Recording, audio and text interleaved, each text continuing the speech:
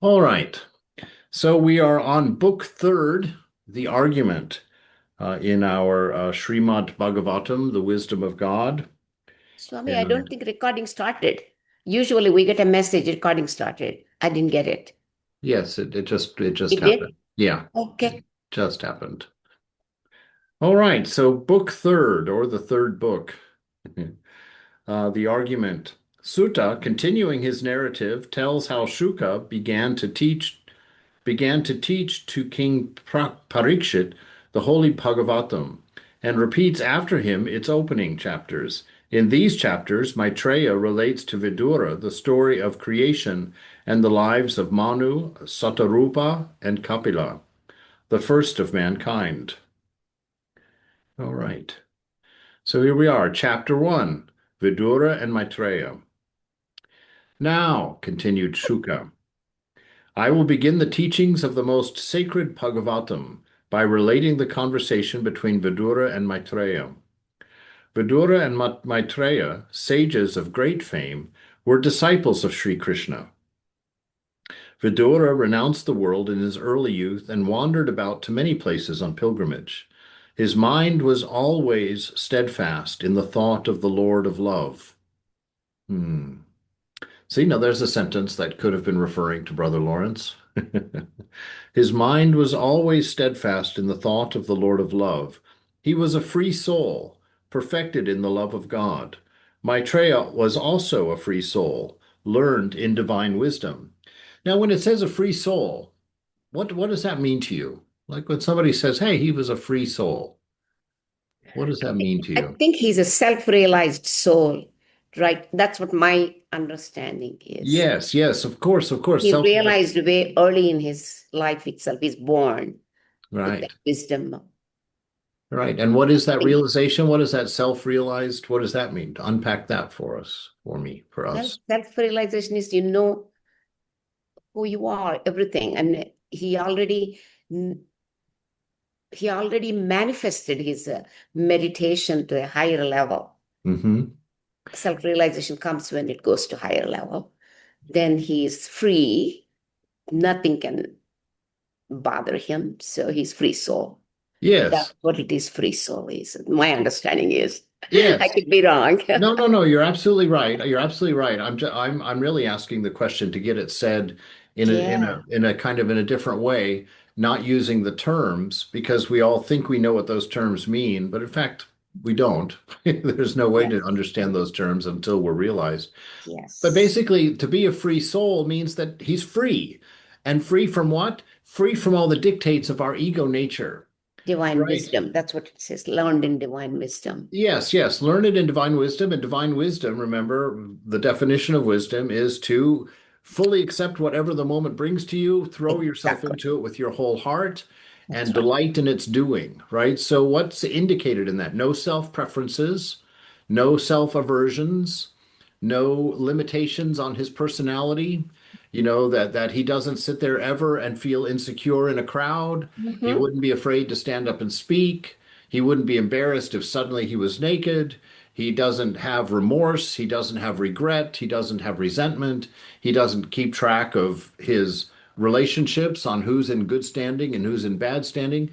It's freedom from all of that. Equanimity, forbearance, Yes, calmness, yes. opposition, all these things. Yes, Uh, and I'm Examples of emphasizing in wisdom, it the fun of that freedom that divine he wisdom. basically is able Yes. to love 100% because no ego is in there to damper it or to meter it out in little pieces for a return on that love, right? He's not a planner. He's a free soul, truly free like a child that's outside playing in the yard and just running from the tree and then goes up in the fort and then, runs over to his friend's house and plays with the dog and just he's unencumbered by egoism. Right. And so that's to say that he's advanced in his meditation is really just to say that he has transcended his sense of particular, his sense of being separate and apart from everyone else. And so he's able to love everyone like he loves himself. Right. And he's not embarrassed about it. So he could come over to you, a stranger, and put his arm around you on the bus.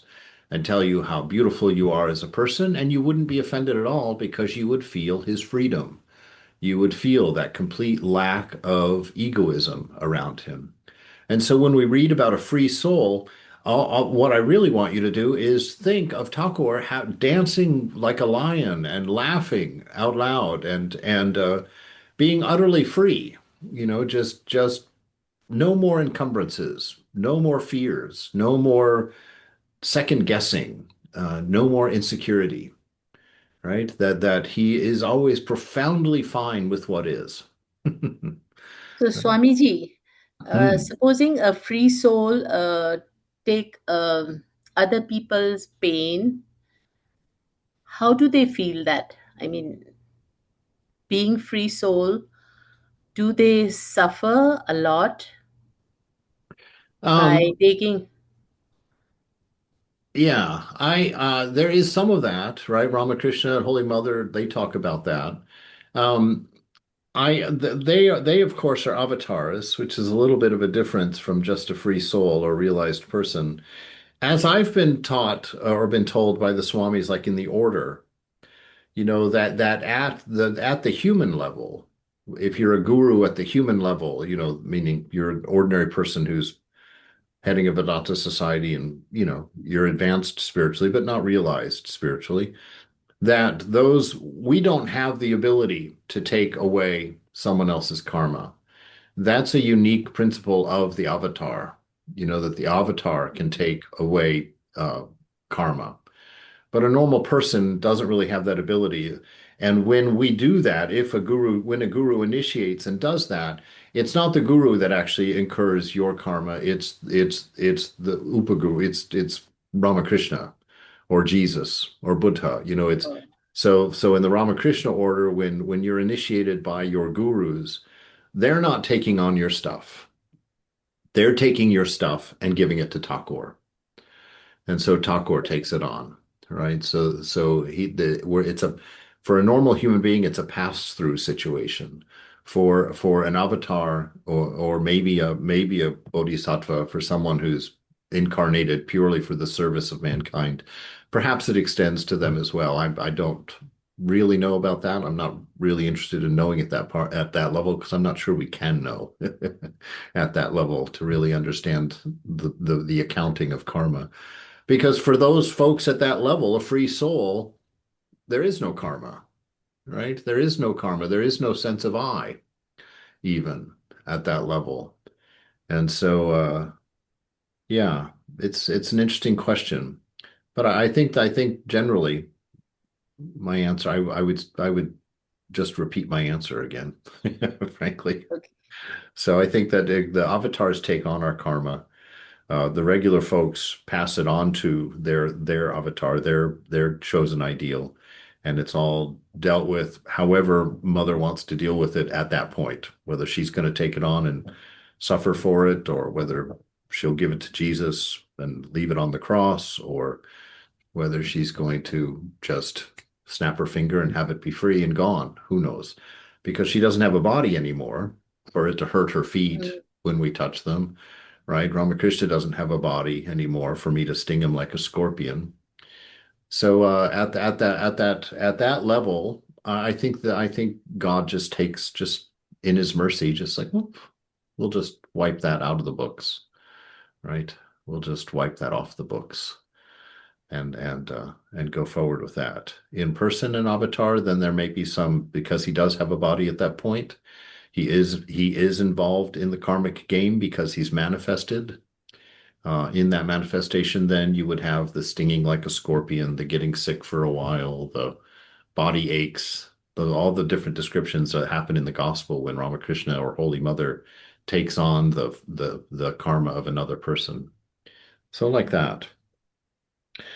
So this idea of a free soul, and again, the reason that I point that out is because I want us to have a different perspective or an alternative perspective available to us so that we don't keep putting these great enlightened souls into a stuffy box of religiosity and just the way that we tend to just take these folks, put them in a box and put them on a pedestal somewhere and kind of leave them separate from us, living a life we can't understand. And of course they're perfect and I'm not. And all of the heartstrings are more on the mercy level and not so much on the friend of mine level, right? And I kind of want to undo that so that we can allow ourselves to experience some of this intimacy that God is, so that we don't see God as a God, something that we have to reach or find or da da da da da. God is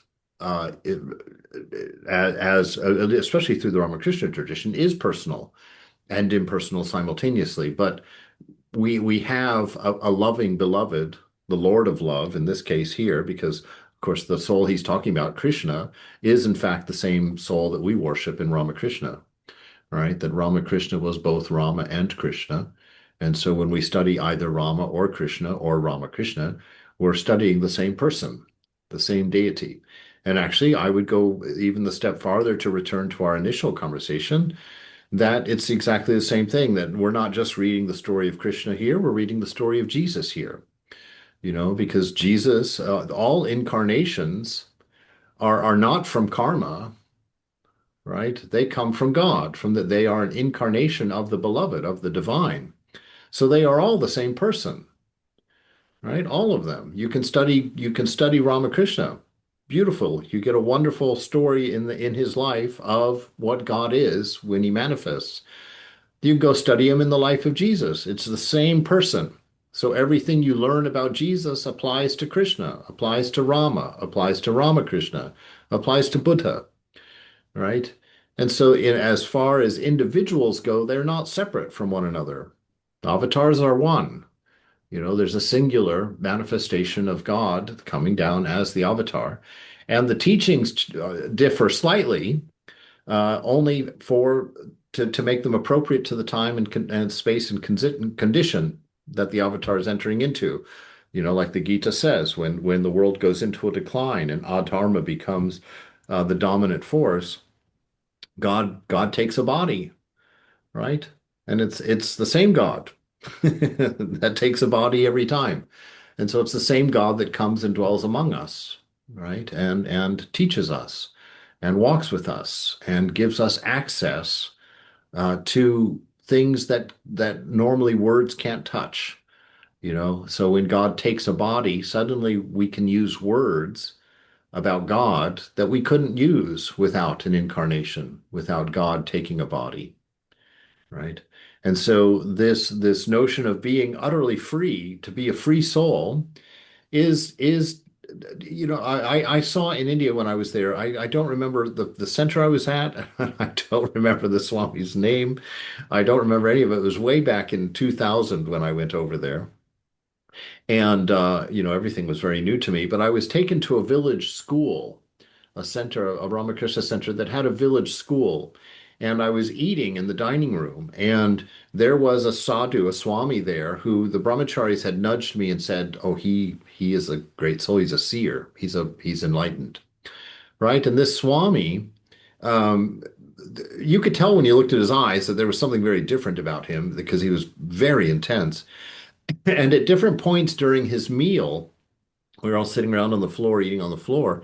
And at different points, he would just burst out in this laughter that shook the room, just shook the foundations of the room. And he would just laugh, and seemingly for no reason, but everybody would join in because it was such a authentic and deeply expressive laugh, like he suddenly got the joke of the universe or something like that. And what I really enjoyed about him is that every time that the servers would come around and offer seconds, do you want more rice? Do you want more dal? He would just keep saying yes until there was a huge mound of food on his plate. I mean, a huge mound. And I was thinking, what in the world is going on why is he going to eat all of that? Right? But I found out as soon as they closed the meal with the closing chant, he took that plate of food and went outside and sat down in the street, and all of these street dogs came all around, and he sat there and fed them, holding them and feeding them and laughing the whole time, just enjoying, literally enjoying the company of the street dogs. And he would do that every day. He would collect as much food as he could during the lunch and then go out there and just feed all of the street dogs. And I was just like, yes, yes, yes, yes, that's a free soul, right? That's a free soul, not worried about what anybody's thinking, not worried about how clean or dirty the dogs might be, not worried about sitting in the dust of the street. He's free from all of those conventions, right? Free from all of those dictates, right? So a free soul, this is amazingly beautiful, an amazing wonder, and above all, the thing you dream of being, right? And beyond the dream, the thing that you are at this moment, and I love a religion where the rules can be transcended, where the dictates and the principles and the commandments and all of the karmas and punishments and blah, blah, blah. I love the fact that the point of religion is transcendence. The point of religion is freedom, right? This great freedom. Not that you've learned to obey all the rules and won't step off the line ever. It's that that line gets completely effaced, completely removed. Wherever your foot touches is holy by definition, because you know your identity as the Lord of love, right? That there is no egoism in you anymore. So he was a free soul, perfected in the love of God, right? So what is the love of God? That's that equanimity. So it's there's no lasting anger there. There's no uh you know mental games, right? No intrigue of, oh, is he happy with me? Is he not happy with me? Does he love me? Does he not love me? Is, this person who's free and perfected in the love of God is going to be the greatest experience of anyone you've ever met when you meet them, right? There's going to be something about them that you are not going to be able to get rid of. They're going to leave a mark in your heart that you're always going to be refreshed when you see them again in the future. Oh, I'm so happy to come see you again, right? So he's a free soul, perfected in the love of God. Maitreya was also a free soul, learned in divine wisdom. And once during his wanderings, Vidura visited Maitreya, who was then living at Hardwar. As soon as they met, their hearts melted in divine love for each other. There it is. That's what happens when you meet a divine soul. Your heart melts in love for them, right? You're just dissolved. Because a person with no ego helps you dissolve your own. Because when you meet a person with no ego, your own ego is going to feel like this clunky, unmanageable slop of contradictory ideas to you all of a sudden.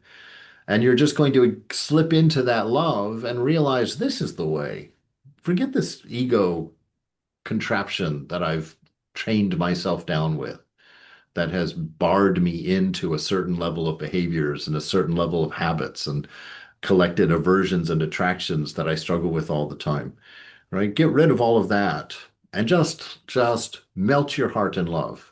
And melting is to say the removal of boundary, right? The removal of separateness. So this person becomes you, you become that person. The two of you are the love between you, right? Goes, so just a lovely and beautiful thing, and I just didn't want us to skip over it just because it was one sentence long. This sets the tone of this whole book to understand the nature of realization, the nature of the Lord of love, and why it's so important for us to dedicate ourselves to our practice.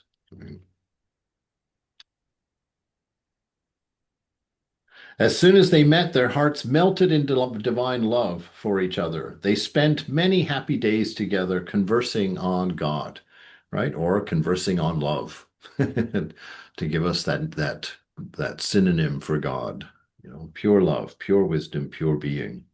One day, Vidura, musing, said, O great sage, although men are always running about in search of happiness, suffering is their unhappy lot. Can anything be done to remedy this?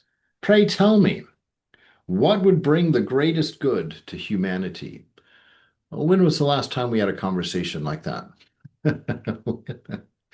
I sit there and think, have I ever sat and had a conversation where my heart just said, what would be the greatest advantage to humanity? What should we do for humanity, right? See, this is someone whose mind is free, someone who has mastered love, that they would sit and spend their days together talking about how to serve. What would be the best thing that we could give? The most helpful thing. There are people who, because of their bad karmas from the past, engage in evil pursuits and devote no time to the thought or worship of God. For this reason, they suffer, right? Our forgetfulness is the only reason we suffer, because in our forgetfulness, we lean on egoism. We build an ego, we build our cage, right? We build our cage of desires and aversions and attractions, preferences, we build a cage. And we have to nurture our ego. So we can't do things that might embarrass us. We can't do things that might look funny or look odd or be odd or any of those things. And this is why they call it freedom. This is why the watchword of Vedanta is freedom, right? Freedom is to need nothing outside of yourself for your contentment, to need no conditions to be met, no circumstances to be arranged. It is to find your contentment in your being, wherever you are, under any condition, under any circumstance, right? Because the only other option is suffering. So he says, there are people who, oh yes, we did that. For this reason they suffer. But saints such as you, O Maitreya, devoted to the love of God alone, live in this world solely for the good of humanity. Pray teach me that eternal knowledge whereby God and his love may be revealed in the hearts of all, that they may find eternal happiness. Tell me also about the creation of this universe. It is interesting to learn how God, the one absolute existence, became manifold. As a bee gathers honey from many different flowers, so have you gathered the essence of all scriptures, and you should reveal it for the benefit of mankind. Right? So again, a very interesting statement there. You have gathered the essence of all scriptures, right? All scriptures. So this speaks to that notion that God has not, every time he came as an avatar, the intention wasn't to create puddles of religion, with different names and different everythings. It was to create a river of spiritual knowledge, of spiritual wisdom that any animal can drink from. A river that runs through the whole world. You don't have to go find a pond. You don't have to go find a well. You don't have to go find this river is deep and wide and runs through the center of humanity.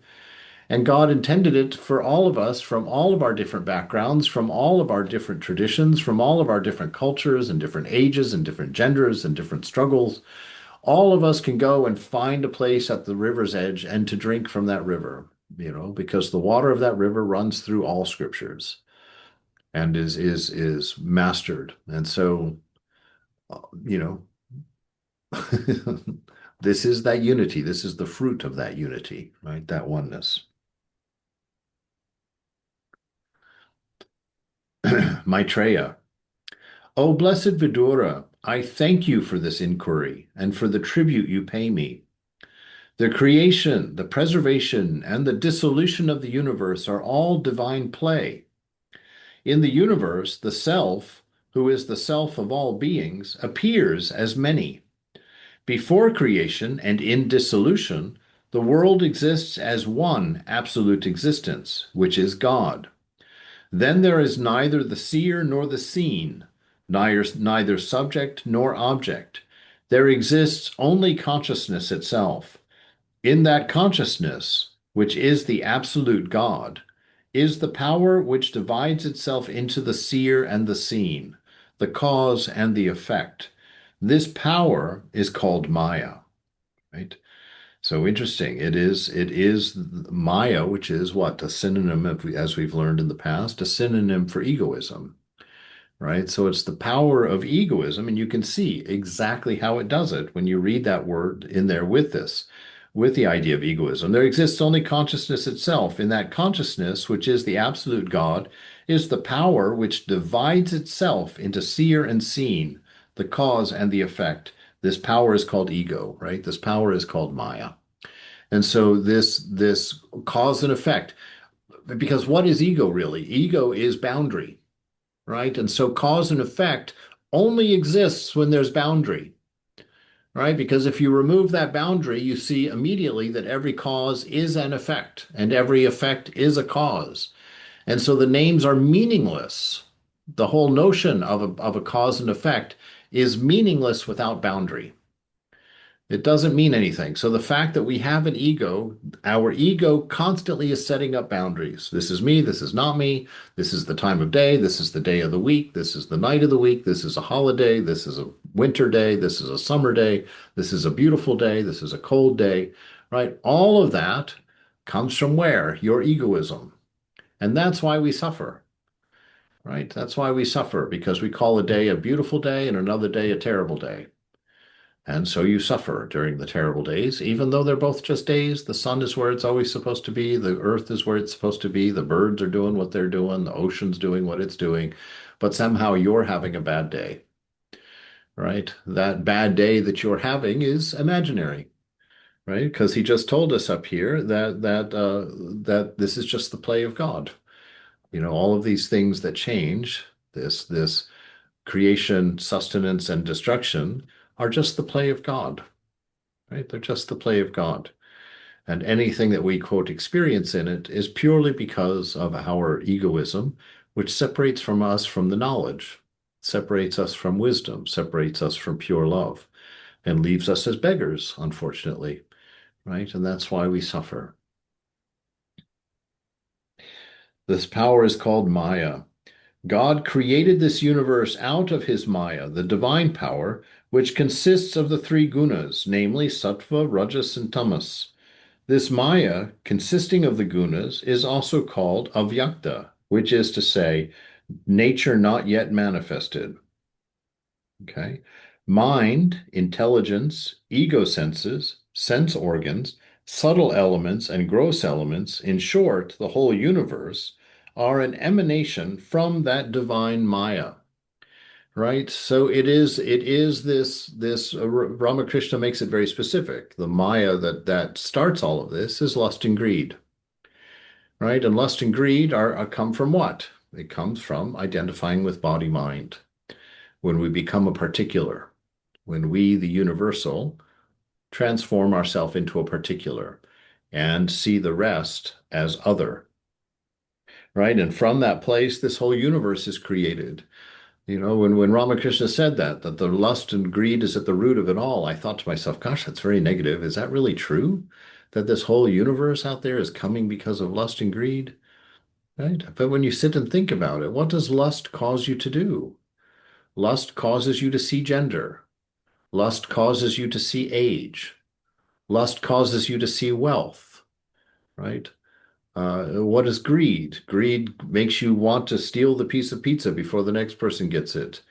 Greed wants you to take to spend all of your money on you first, right? That, well, quite honestly, it's my money, so I should own 12 mansions, and the person who can't afford one, too bad, right? So yes, lust and greed has created this whole world, this play of Maya, and we suffer. Why?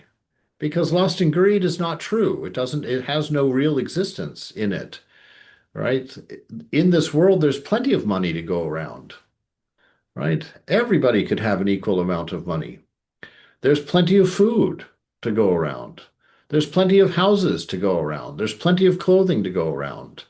It is egoism alone that prevents us from sharing it. Right? It's ego sense alone that causes the suffering of this world, this Maya, right? This lack of seeing. If we were all enlightened beings, we would all be stacking up big piles of lunch and then going out and sitting down and feeding any and everyone. The dogs, good start. We'd feed the cats too, and we'd probably feed a few humans, right? And we would do it in that same style, laughing, a gut laugh, a deep, resonant laugh. Because we're free, right? We're free. We see the truth of it all. This is a play. There's no suffering here. There's no death here. There is but God, the God of love, playing a delightful game, an amazing game, right? And you see that game and you enjoy the play of that game, regardless of whether the body is suffering or not suffering, regardless of whether the mind is suffering or not suffering. You are neither, right? You're transcendent to that.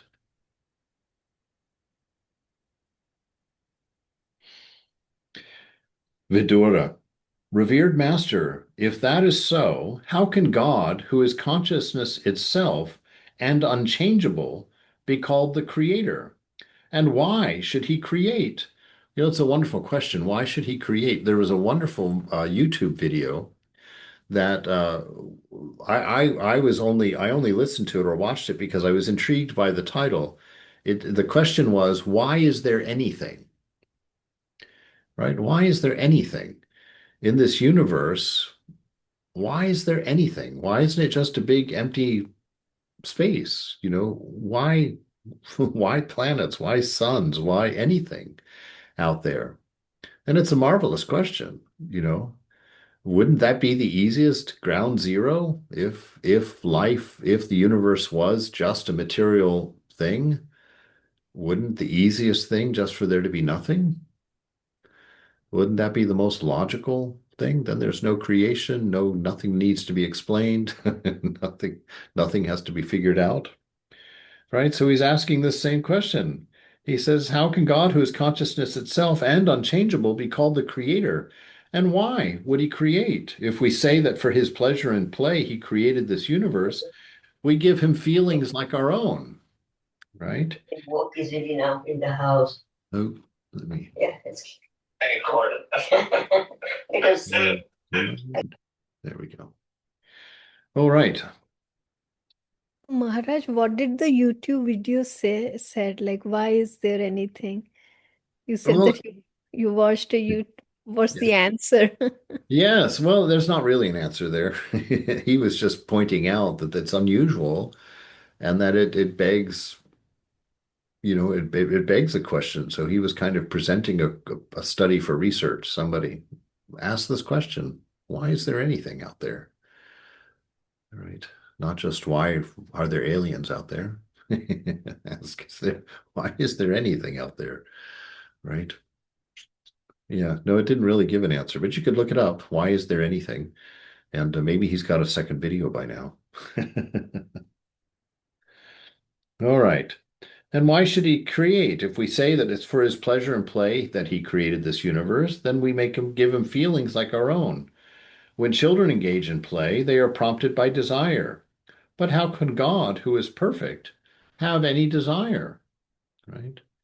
If, as you say, the absolute impersonal God is not really the creator, but it is his power Maya which creates, preserves, and dissolves, how can this Maya be associated with God? Furthermore, man or the individual spirit is in reality God or part of God. How does he then become associated with and bound by this Maya? Man is truly divine. How then is he ever deluded? And why does he grovel in misery? What is how this is every one of us should just write this little question down and just present it every time there's a Q&A, right? I mean, this is the fundamental question right here. We're all wondering it. I still wonder it. I'm very uncomfortable with this idea of Shiva and Shakti, the power of God and then God. God is the unchangeable, the absolute, unchanging, but his power somehow is a constant flow of unrepeating change. And if you're going to have two of those things and just leave them as two things, then I would be like, oh, yeah, okay, so the world is dual and that's the way it is. But then to come and say, but ultimately they're one without a second, somehow all of this change is in God at the same time that God is unchangeable, unchanging. So it is a question. So let's see what they have to say here. Maitreya. Man, the ever-free Lord, is never bound. Okay. I didn't hear any roars of applause and excitement at that statement. Do you not believe it? Do you want to argue with it? Man, the ever free Lord is never bound, right? And so this is where that idea that I'm playing with our meditations. It's like you're not bound. So why do you have a list of requirements that you have to attain in order to be free? You are free already. And if you're free already, there is no system to get you out of that. Right? Because if you're already dressed, you're already dressed. You don't have to go to the closet and pick out an outfit. There's no getting dressed for you. So sitting in meditation is really to come to know this, to come to accept this about yourself, that you are not bound. But man's belief that he is bound is Maya. And because of this Maya, the unreal appears to be real. All right? Wow. This should revolutionize the way we approach God. It's because we believe ourselves to be separate, right? We believe ourselves to be sinful. We believe ourselves to be separate from the beloved, right? And because of that belief and our inability to let go of it, right? Our inability to let go of it. Why? Because these things, these karmas exist in the mind, and we think that we're the mind. And the mind constantly gives us reasons for believing these things, constantly gives us narratives which support these ideas of these things, right? We're always running into evidence that the mind and body are imperfect and small and bounded and stuck. And it's true. But you are not the body and the mind. So it doesn't apply to you. The things your mind says to you, it doesn't. It's not your mind. It has no relationship to you, right? It has no relationship to you. And so when you sit there and the mind is telling you that you're impure and that you have to sit there and be sorry about it real quick and you have to repent and, put your life in God's hands, right? You said about going about doing all of that, but you're not bound. Excuse me, Swamiji. Hmm. So the mind, the intellect, and they all the five sheets that we talk about, apart from the Annamaya Kosha, the outer body, other layers go with us, right? With the conscious. I mean, they all, isn't that right? Uh, not right in the sense of ultimate truth.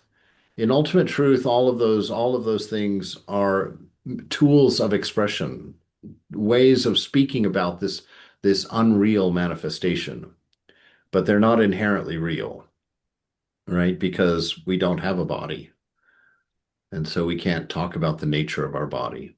But if we're in the deluded state and we go into meditation and we want to know our relationship to this body within Maya, then you can come up with those explanations. Then you can come up with those wherefores and whys.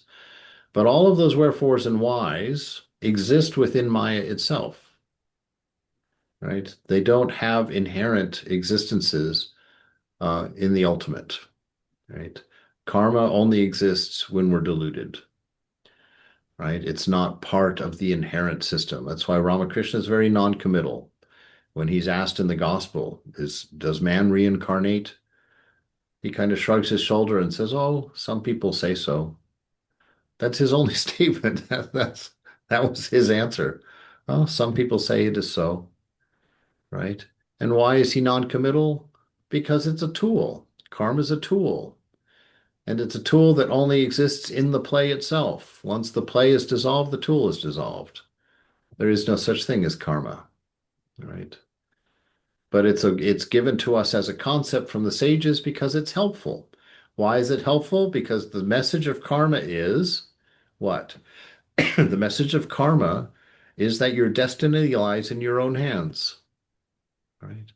Your destiny lies in your own hands. Karma is meant to teach you that. It's not to explain why you're in the condition you're in. It's not to explain, any of that stuff. Karma is given to you to let you know that you're in charge of your destiny, right? Karma is there to show you the benefits of being free.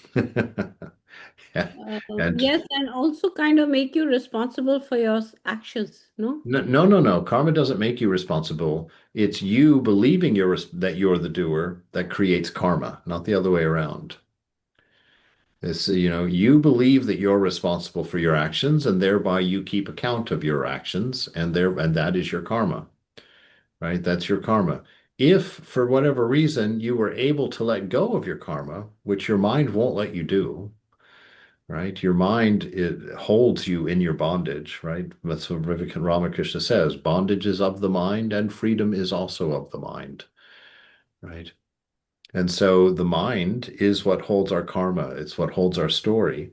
And as long as we're identified with mind, we're beholden to the stories, right? And all of us have our own stories, and we're all beholden to them. That's why we can all sit in the same room and have radically different experiences of that room, because all of us will bring different karmas into the room. So some of us will sit in the same room and be sad, and some of us will sit in that room and be happy, and some of us will sit in that room and not care, right? But all of us will have, even though we're in the same universe, even though we're in the same room and similar bodies, we're all going to have different experiences because we all carry our own karma within our own mind through our attachment, right? Without that attachment, that's why a realized soul cannot create karma, right? Cannot do anything wrong in that sense. There's no accounting going on because there's no attachment. And so there's no account to put the karma into in that sense, right? Right. So this changes the whole thing about karma. Yes, well, I think karma is one of the most widely misunderstood things. Of course, it would take an idiot like me to say something like that, but I think that it's one of the most widely misunderstood concepts because people are all the time running around talking about karma. What a person who goes around talking about someone else's karma, how could you possibly have any idea of a person's karma? A person who has gone through thousands of lives, a person who lives in a million attached thoughts in a day. How in the world are you going to know anything about that person's karma? What do you know of your own karma? Right? You can't remember three things that you did yesterday. Right? What to speak of your karma, you know? You can't tell me anything you did on Wednesday of the week before last. Where's your knowledge of karma, right? It's a make-believe thing that we use. Swami Prabhupada really opened my eyes to the idea of karma. He says karma has nothing to do with what happens to you. Karma has everything to do with what you do with what happens to you, right? And that same story that I always tell that he told me. Can you say it again? Yes, karma has nothing to do with what happens to you. Karma has everything to do with what you do with what happens to you. Right? And his example of that was you have two men who both lose their ability to walk and are confined to wheelchairs. All right. Most of us would say that that's bad karma. And why would we say that's bad karma? Because we're attached to walking. That's the only reason. Because we're attached to walking. These people can't walk for whatever reason. That's just an isness. There's not a value to it, just an isness, right? So these two lose their ability to walk. One of them can't stop thinking about what he can't do. Oh, I can't walk anymore. I can't run anymore. I can't enjoy my hiking. I can't go, surfing. I can't go waterboarding. Oh, I can't ride a bike. Oh, I can't. And just grows and grows more and more disillusioned, more and more disappointed with life, more and more bitter as it goes along, and becomes a self-entitled, angry, bitter person. The other person decided to challenge it. Wait, I'm still me. I can still do.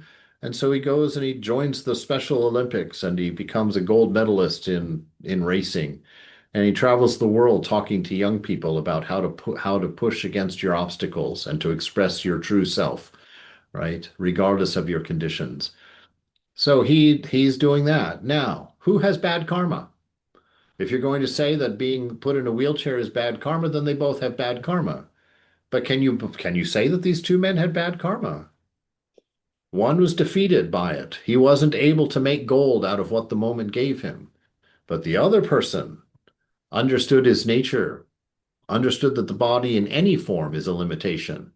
And if you can express any of God through your body, then you can express God through any body, regardless of what its pluses and minuses of condition and circumstance might be. Right? And so he is able to take that disadvantage and make gold out of it. That's good karma. If you are a person who's not defeated by your circumstances, not defined by your limitations, a person who knows his nature to be love, wisdom, and being, and uses all of his obstacles in his life to express that love in spite of the obstacle, that person's got great karma. That's what karma is. Karma is what you're able to do with what life gives you. You know, stuff happens in this universe. When a volcano goes off, we don't go running around looking for the blame. Who did that? They must be punished, right? Why? Because the universe just is. It's not bad karma to get killed by a volcano. It's not bad karma to get killed by anything. Why? Everybody gets killed. Everybody dies. What a nonsense to say, oh, if you die this way, it's bad karma. If you die that way, it's good karma. Right? We only have the idea of it being karma at all because of our attachment to life, our love of living. And so to lose life, we're like, oh, that's bad karma. Like, oh, well, if he did it in a volcano, oh my God, what did he do in his last life? He didn't do anything. His last So life, he was living. Swamiji, Right. sorry. Go ahead. No, no, yeah. So I was thinking like that if I had a bad impressions in my brain about thinking negative, Mm-hmm. with this, when I listen to you today, Mm-hmm. so with the spirituality that can be, oh, from today onwards, I will start thinking positive, whatever is in my life. So that becomes a good karma. That will be good karma because that is how you take what the moment gives you and create gold out of it. You're thinking positively, you're not thinking selfishly, you're not thinking with a small mind, you're thinking of others. You've got an out and a vision that takes in more than just your own body mind. That's good karma. And good karma manifests in what you do with your life. You create beauty. You expand love. You expand kindness. You expand uh, nobility, right? You people who spend time around you are better for it, right? That's good karma. Good karma doesn't mean that you live in a you have a giant car and a big golden house on the hill and you're super rich. That's not karma. We think it's good karma to be rich because we love money. If it was good karma to be rich, then Jesus would have been a billionaire, right? If it was good karma to be wealthy, every time God came, he'd be wealthy, you know. So it's not, again, what Prabhupada says, and he admitted that it was a controversial thing, but he says, after my many years of contemplating this, I believe this to be true. And so he taught it to me. Karma is not what happens to you. It's an error to think of karma that way, because all that does is you then give validity to your attachments, right? Anything that you're attached to, if you get that, you think it's good karma. Well, that'll get you nowhere, right? If you love, you know, anyway, if you love cruises and you win a free cruise, oh, I must have done something well, something somewhere, right? But that cruise is going to increase your attachments for good food and leisure, right? You're going to be hanging out with a bunch of people who are all about enjoyment, right? Where's the good karma in it? So karma is not what happens to you. Get rid of that idea. But Karma, Swami, if you're on the cruise and you're connecting with the nature and God, that is good karma. yes, right, because you're taking a circumstance, regardless of what it is, and creating gold out of it, creating beauty out of it, creating God, manifesting your divine nature out of it, right? And that's the point. Karma is to teach you your destiny is your own. So it gives you that perspective. Be on the cruise. It's not good or bad. But what you do on that cruise, that's the good or bad. Mhm. Do you study your scriptures? Do you love the people on the cruise? Do you take care of them? Are you giving up your seat for the next person? You know, all of that stuff. It's how you exist within the circumstances and conditions that the universe has placed you in. All of us have our circumstances, and they're neutral. They just are, Mhm. right? They're only good or bad when we put our attachments in there, right? When we put our aversions in there, they become good and bad. But in and of itself, the world, the universe just is, right? And how it kills you is not a matter of karma. It's just a matter of being. You're going to be taken out somehow. Either the body will fail with a heart attack or you get hit by a speedboat. You know, you fall off a cliff while proposing to your girlfriend. Who knows, right? There's not reasons. There's just isness. Bodies are not going to last forever, period. So it's not good karma or bad karma that take them out. Everybody gets taken out, right? Everybody gets taken out. All right. Does that make sense? Anybody have a concern? Do we need to push into it more? All right. So But yes. Maharaj, like, Uh-huh. but I mean, Maharaj, sometimes what happens is that some people, their perception is they're still stuck in that thinking. So they cannot get out of that thinking. They're really stuck in thinking that world is bad, world is, you cannot trust the world. No matter how much you can talk to them, they're not going to get out of that thinking.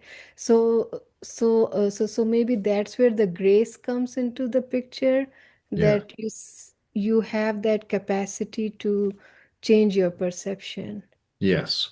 Grace is definitely what allows us to change our karma. Mm. Right? So your karma may be that you're a negative, that you've created a lot of negativity in your mind and you can't think positively and whatnot. And if you don't have grace, if you don't have an idea of grace, then you're stuck there because you're never going to forgive yourself. You're never going to erase your own karma for some reason. We don't, the mind won't let us do that, right? The mind is interested in keeping us in our place, keeping us bound by its terms and conditions, right? And so, yes, grace changes karma. That's the whole point of the avatar, right? Run into the avatar, you're changed. You might have terrible karma. You might burn him like a scorpion, sting him like a scorpion when you touch the beloved. But in doing that, the beloved comes and sits down next to you and sings about the glories of your soul and the treasures of the heart and how to dive deep and find them. Right. So, in one sense, yes, we could say, oh, she had bad karma and she went and touched Thakur's feet and Thakur was stung like a scorpion and she was terribly embarrassed and blah, blah, blah, blah, blah. Or you could say all of that was the opposite. It was good karma because through that, she was seen personally by the avatar, by the Lord of Love. And he came and he sat down next to her and sang her a song about where the real treasure laid within her, that it wasn't her ego and the things that she had done, whether she had built a bathing ghat or gone on pilgrimage or given away food to holy people. He taught her a very important lesson that day. He said, your value doesn't come in what you do, right? Your accomplishments are not your value. Your value is because of the treasure that I laid in your heart when I created you. The treasure is myself. I placed myself in you, my own image. I placed that in you. And so your value as a human being comes from the fact that I dwell within you. You are beautiful by default. You are full of potential by default. You know, you can do anything, right? By default. And so this is why Vivekananda tells us, go around thinking that all the time. I'm not bound. I was never born. I will never die.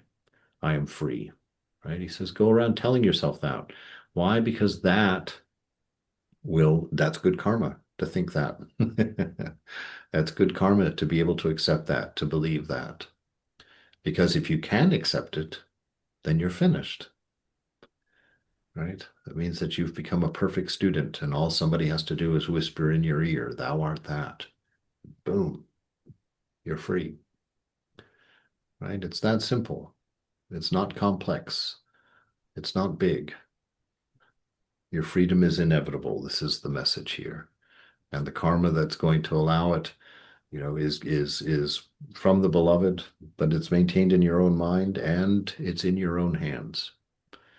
Right. So Okay. I also heard, Swamiji, that it is actually we are kind of undermining the Lord when we are looking for happiness outside, when we have treasure inside That's of us. exactly right. Yeah. So the same thing what you're saying in another way. Yeah, that's a really good point right there, because that's at the crux of everything.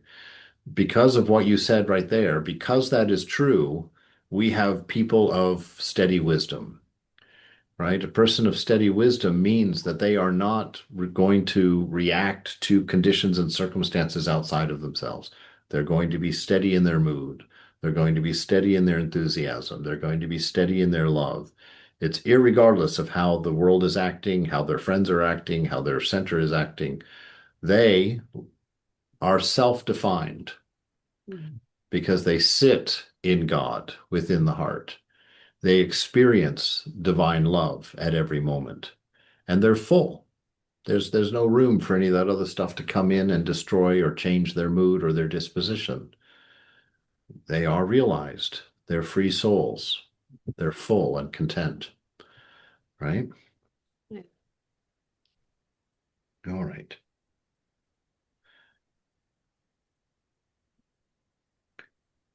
So, man, the ever free Lord is never bound. That's, oh my goodness.